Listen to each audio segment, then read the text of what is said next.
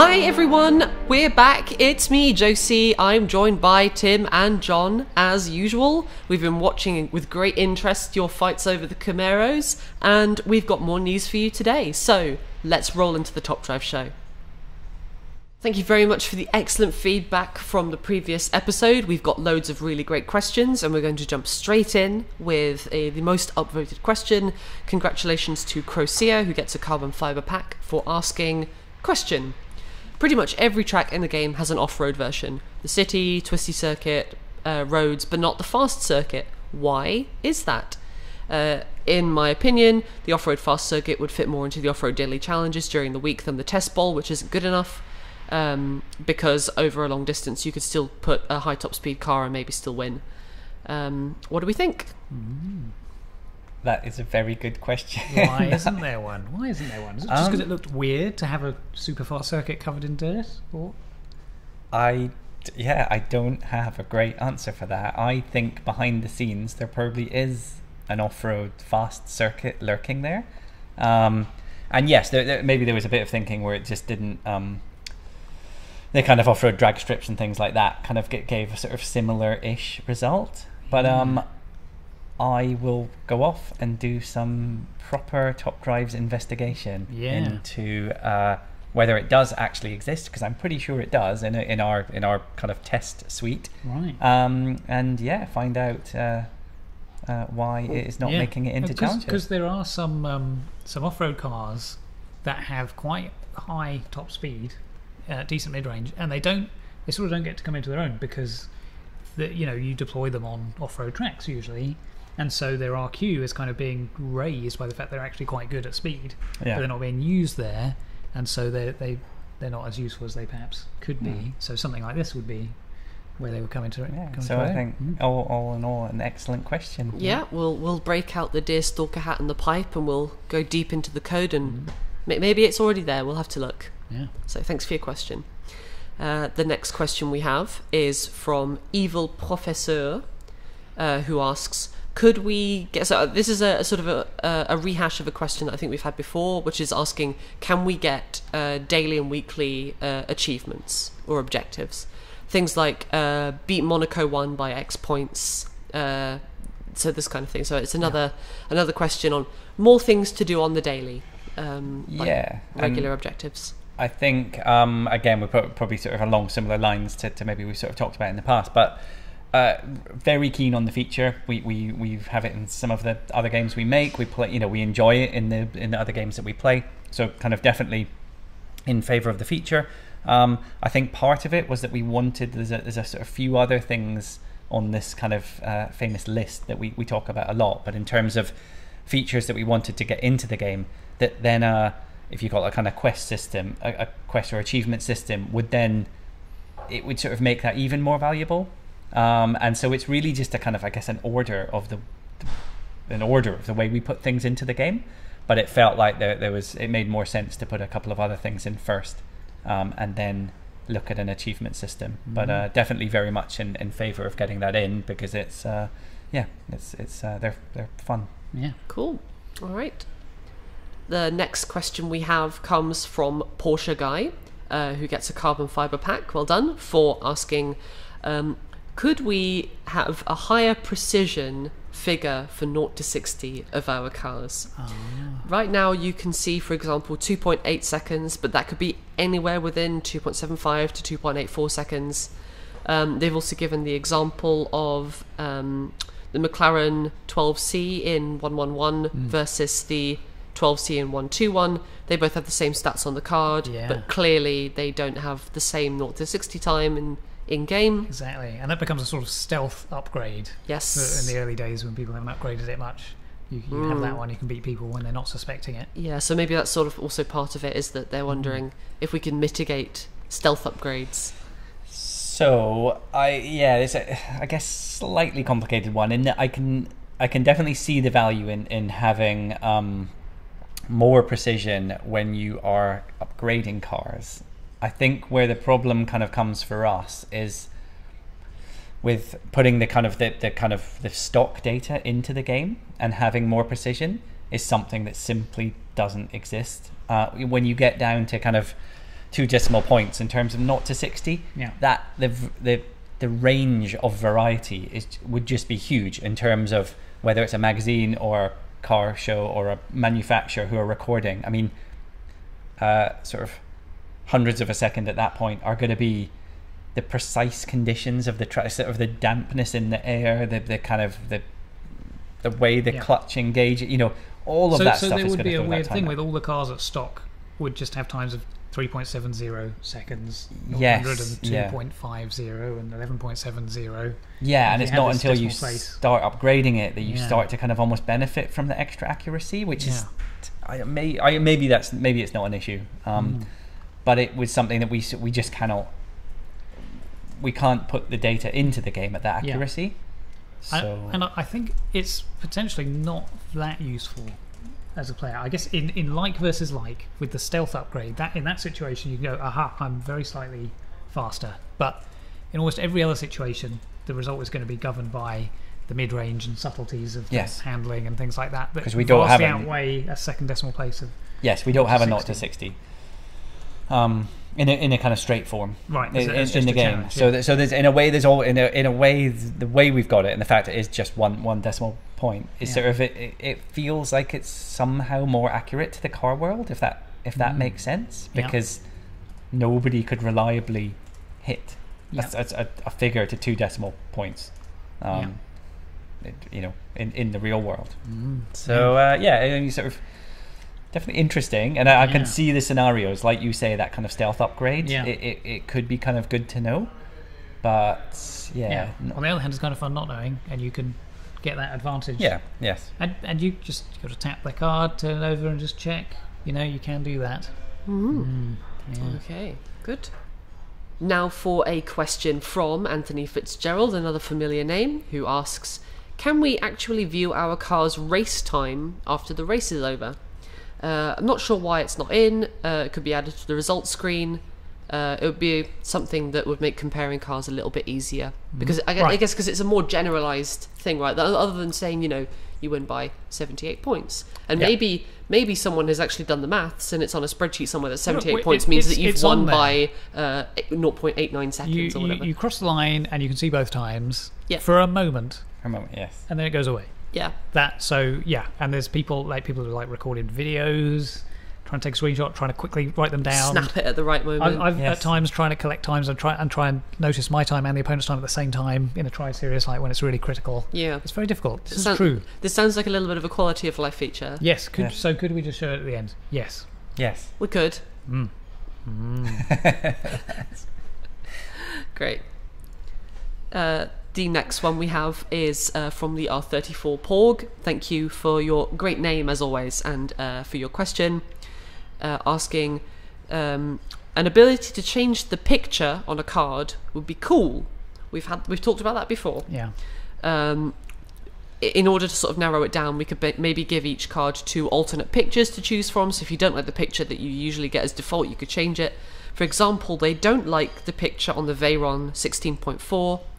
They'd happily pay cash or gold to switch it to a different setting. I know it's not exactly small, because of course we'd need to get a lot more pictures in the game, but it would be a welcome addition, and you could freshen up your garage in the process. That's a very nicely worded question and suggestion. I think I'm always the one who's going on about I almost have favorite. I kind of keep cars in the game just because I love the photos. It's a big part of it. And if you've got a high end car that you don't particularly like the image that we chose of it, then I absolutely kind of valid. It's there are some logistical issues in terms of boring stuff like kind of binary sizes and making sure that this game doesn't just become absolutely huge on your device, which is something that we have to consider. It's always been something that I've felt would have been lovely to get into the game in some way, in that there's other car games offer customization, and obviously the way that we Top Drives is, and with it being photo based, that is not a straightforward option. It's I think it's just something to consider. It's probably not something that we've talked about a lot, I think, just because the idea of having multiple photos per car does then create it's something. It's kind of not inefficient, but it does immediately kind of add to the size of the game. Yeah, But, without necessarily adding a huge amount of value. It's sort of nice, but it's not. Yeah, it's not essential, transformational. but it's actually it feels like it's worth having a conversation, maybe for the kind of legendary cars particularly.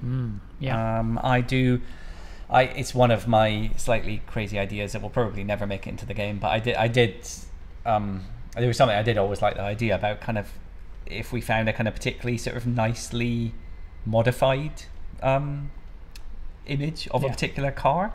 I quite like the idea that was something that you could kind of upgrade it to a certain extent, and then you had the option to kind of change the car appearance in the card, which would be cool. But I should say that will almost definitely not be making it in ever. For some years. Yes, maybe in several years' time. But no, right. I think worth a conversation. Maybe if there's some images that that people don't like, or we make it a forum thing or a community thing. If people do want to let us know if there's, if there's images, because there's some like the Chiron, I just think I can't imagine anyone not liking that. It's just a absolutely I know one image. that comes up, the Ferrari. Oh, the Ferrari. Some people don't like this rear angle where it sort of looks like a spaceship. Yep. So I could see that being a popular one to if we could, if I could suggest somehow that we create a forum thread or something where we build up the kind of list of the images that are really not liked as much as the others. Then I think we could just change some of them as well. Yes. Without even adding this feature, we could just go, all right, nobody likes this picture, let's have a different one. So even before actually kind of a feature that lets you change it yourself, we could maybe take the worst offenders and source some new images. Cool. Okay. Then the next question we have comes from Lee Care Jean, who gets a carbon fiber pack for asking, how is ground clearance determined for cars? They bring the example that the Miata / MX-5 / Unos clearly has a higher ground clearance, for instance, than M3 GTS, but one has low ground clearance while the M3 has medium. So, firstly, how do we do ground clearance, and have we made some errors, or what's going on there? Tim, tell us. Well, I mean, there has been a lot of debate about it, and in particular it has been, I'd say, difficult for players to comment on, because we just have these arbitrary sort of low, medium and high things. But we did recently go out and clarify and say, all right, we're going to do it, we're going to draw a line at, what was it, 137, something like that. There was some obvious cars that were just above and just below that. That felt like we have to. The line obviously gets drawn somewhere. In terms of how it gets done at the moment, and I'm not trying to shift responsibility, but it's very much something that comes from it's part of the data that comes from the team at Evo. So, and we don't, it's not something that we've gone out and kind of individually sourced. It's part of that overall car data.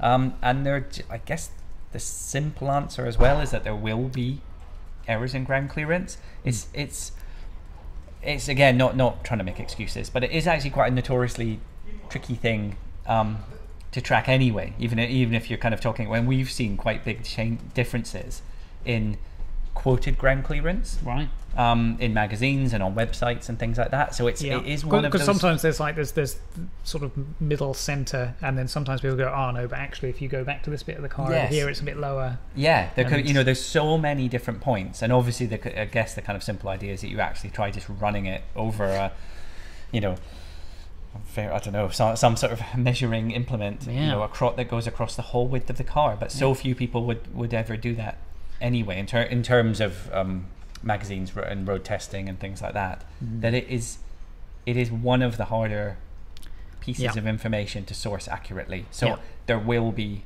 errors, and as part of everything else, we need to attempt to validate when somebody's flagged up a car that they think is not correct. We need to try and validate that, but again, it's one of the harder pieces of data to validate. And there is now this extra process as well. As new cars come in, we take a look at them, and They go, wow, that one's medium. That's going to be amazing in the city. Is that really medium? You know, and then just check it.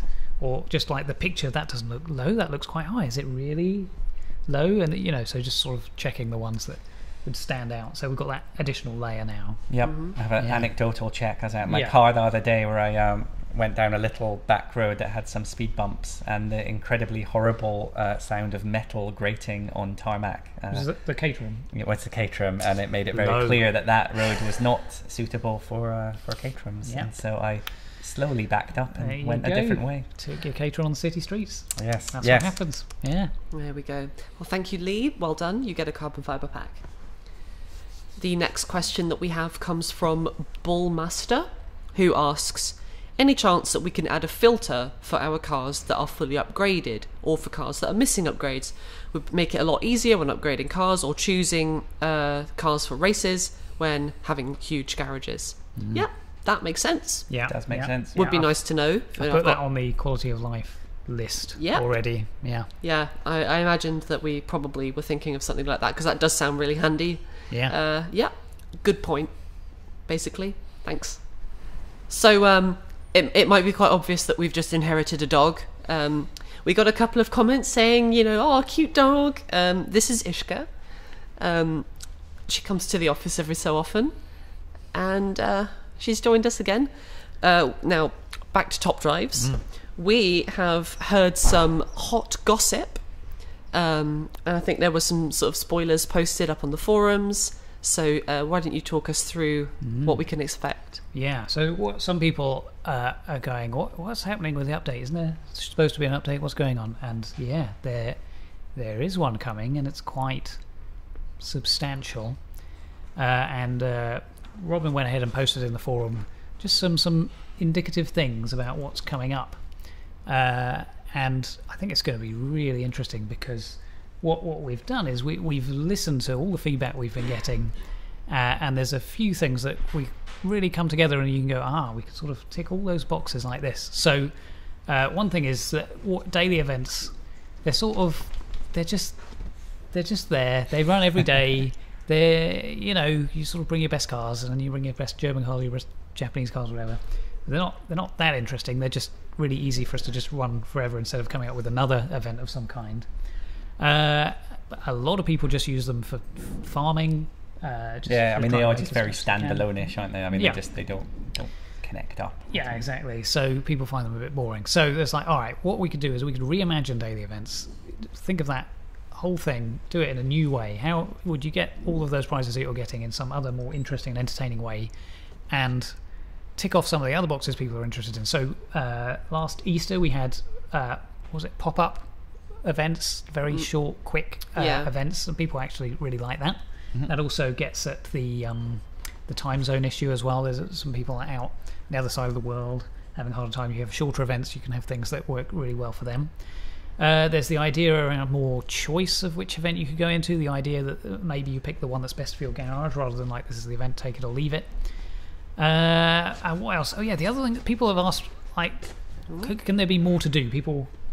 I think people get a bit used to it after playing the game for months and months, like this is the game. But in the earlier stages, after beating the campaign especially, people are like, I want to do more.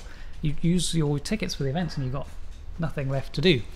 And so rather than just substitute those tickets for some other tickets, we're going to look to leverage instead the system we have of the car servicing. You can run a car for 10 times and then it sort of needs a little rest. And that doesn't really come up that often, because tickets take, you know, a certain amount to come back, and by that time all your cars are back to full. So instead we can have a mode which is as unlimited as your garage in a way. You can just keep playing as long as you've got cars to run. So getting that idea in there, and one more thing as well, just jam this in as well. People really like cooperating a bit in events when they can. That's this interesting emergent behaviour. So rather than just trying to beat everybody all the time, there's some people you're trying to help. The game doesn't explicitly support that, so we could actually get at that as well. Now you start to see why it's a bit complicated and substantial. But basically, daily events are going to totally change into a totally different thing that will try and tick all of those boxes. And yeah, I mean, there's going to be more to find out about this as it gets nearer. So yeah, stay tuned. There you go. I'm going to begin this next part of the discussion with some disclaimers. We are constantly trying to make the game more accurate and more reflective of reality to make it better for everybody who's trying to collect their favourite cars. Speaking of which, Camaros. Yeah. Yes. What happened with the 1LE? So the ZL1, ZL1, 1LE. Yeah. Amazing car. Great kind of competition and battles going on to win that, and then the discussion started about with it being that type of kind of muscle car. It is there's a lot of talk about quarter mile times and this feeling that it wasn't quite delivering on its true potential. So we went off. We did our own investigation into it, and again, there's a variety. It's not straightforward. There's a variety of times out there. But managed in this case to actually find a very, very official time set by the manufacturer themselves for a quarter mile time that we can then do a little bit of reverse engineering of, which gives us a new mid-range acceleration data point that can go into the game, and that will be coming out in the next update. So it wasn't. It doesn't feel like the car was miles off, and I think as a lot of people pointed out, I mean that is a track focus muscle car. So actually, it's really intended to be used on the twisty stuff, where I think it was delivering. But I can confirm that it is being corrected, and it will now give in the next update. It will give a true reflection of its real world performance, whether you're doing drag racing with it or racing it around a track. Cool. Speaking of things that will be getting updated, we've also got another prize car on the way. It is an Evo. But if you look at the card right now, it might not be obvious which Evo it is. So this is where I will try and not make it confused. It might get a little bit confused. So it is currently Mitsubishi Lancer Evo 10 FQ400. But all our very helpful players highlighted the fact that the stats in the game was actually from a previous generation, from the Evo 8 FQ400.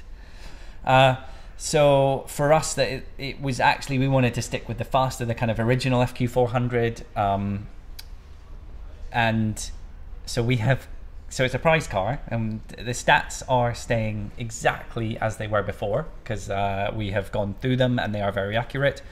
But the name, the date, and the photo will be updating very soon. So it will be a Evo 8? It will be an Evo. Yes, it will be an Evo 8 FQ400 from 2004. Right. The image is changing, and I can confirm that I really like the image, and I think it's a better image. So you're getting a better photo. Going back to what we just discussed. That will be happening in the next update. Big disclaimer: slight corrections are coming, but we felt we still wanted to kind of get it out there as a prize. That's right. I guess a little bit about it. I mean, it's just it's a sort of slightly legendary in that whole kind of in that whole field of Imprezas and Evos that kind of ran for many years, many generations. FQ400 does stand out as just the crazy end of crazy, really. A few of the stats here. I mean, 405 brake horsepower when it came out in 2004 was just an unbelievable amount of power to sort of, over the kind of what was generally being run in those type of cars.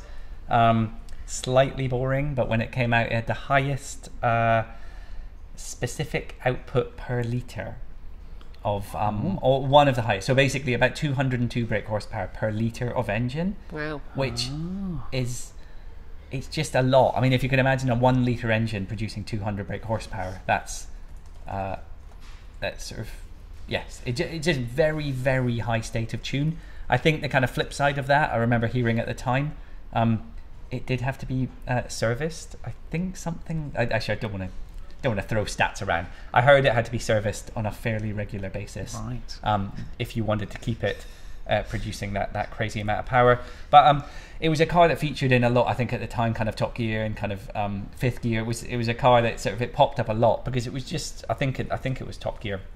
It really wasn't that far behind a Lamborghini Murcielago, and it's just quite a special creation that people could add to their collections. I mean, in terms of in top drives, I was going to show you a couple of examples. So I mean, we talked about the Murcielago.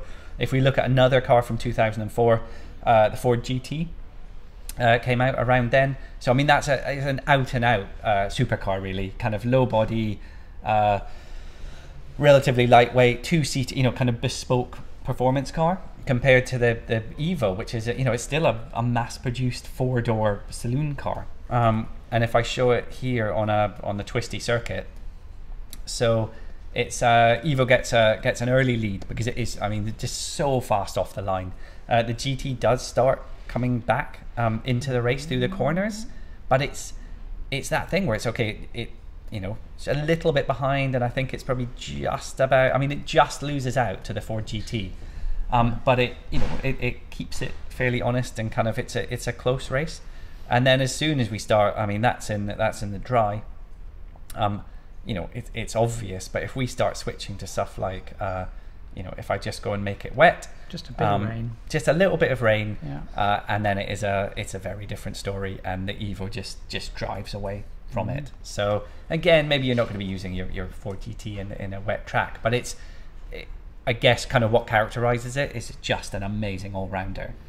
Something that in the dry can take the fight to full-on supercars, and then in the wet, and even more so in the kind of off-road, in the dirt or in the snow, you've got something that's still going to be very useful part of your collection.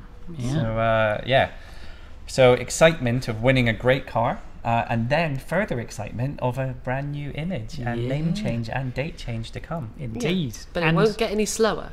No, same speed. Absolutely same speed. And we originally gave it away just over a year ago. A lot fewer people playing then, so not that many people have it. I still see it come up in events though. It's that useful. It's like, there's another one. Yeah. Because it's just amazing, that 0 to 60, I think, especially. And it's got that thing where it's an epic. It's that thing, one of those ones a bit like the Audis. Yeah, it's a little bit kind of punching above its RQ weight. So it's good in the sense that it was kind of when we did that. Yeah, it felt like it just needed to sit just below the legendary status. Right. Yeah. So even if performance terms, it's really up there. Yeah. And also as a medium ground clearance. Yes. That came up. So it's a contender. I saw people recently going, what's the go-to car for the cities now? If City Streets comes up with the speed bumps, what are you going to get out? A lot of people bring out their Audis for that, especially they have the thing going on where there can be RQ30 and Epic as well. And I just tested it against my nemesis, the Audi RS6 Avant Red, the red one.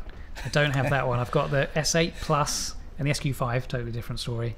Can never beat the RS6 Avant, but this Evo can beat it in the city. Oh yeah. So a very good car to have. Yeah.